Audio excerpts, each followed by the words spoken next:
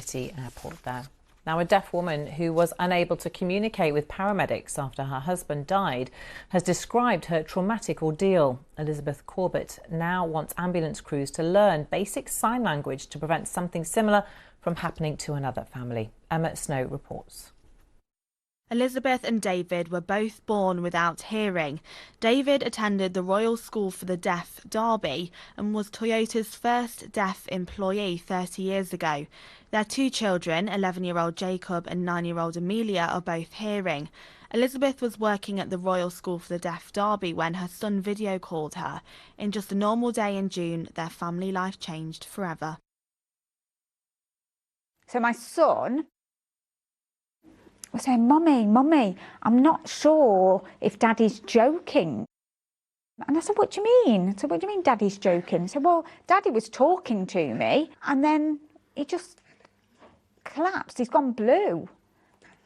Daddy's not breathing. He's not making any noises.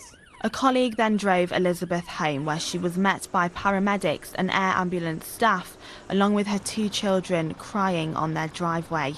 All medical staff were wearing face coverings, making communicating even harder.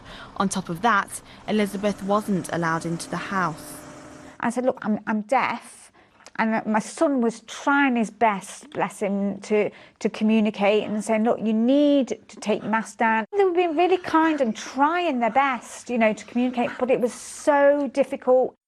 In a statement, East Midlands Ambulance Service said, we would like to offer our sincere condolences to the patient's family. We are currently working with the Nottinghamshire Deaf Society to discuss how we can improve our education to staff around deaf awareness and common emergency communication problems. Eventually, Elizabeth made a video call to the Royal School for the Deaf, Derby, where she works, and it wasn't until the receptionist used a video call to speak to the paramedics that Elizabeth found out the worst possible news.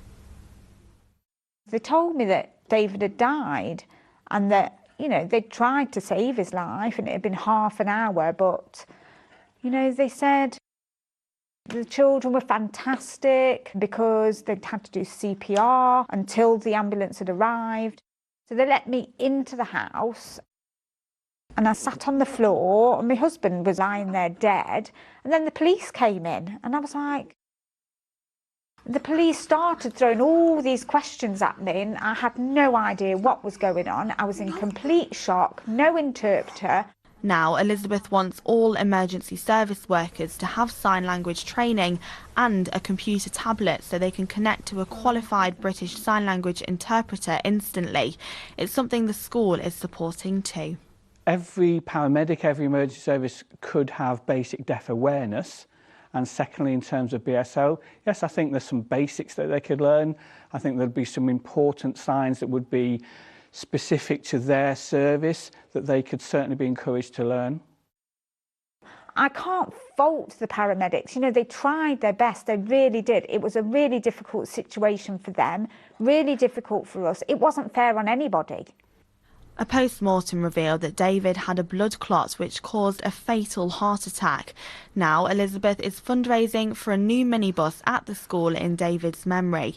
Elizabeth hopes her campaigning means that other families won't have to go through the same experience that she did.